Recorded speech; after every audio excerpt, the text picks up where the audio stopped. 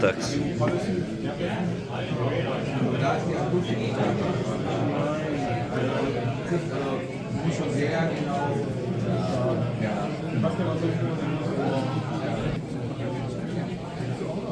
I'm not sure how you would.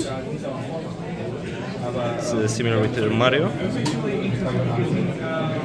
Yeah, Nope. you can jump, but probably you have to reconfigure the keyboard for it to.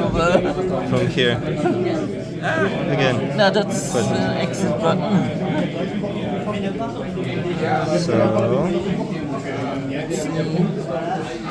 If we go to options, we can probably. yes. Full screen. Probably we can get it to work with those guys as well.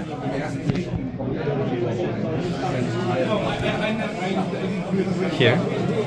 Axis up, down, left, right, jump. None. But he jumped earlier.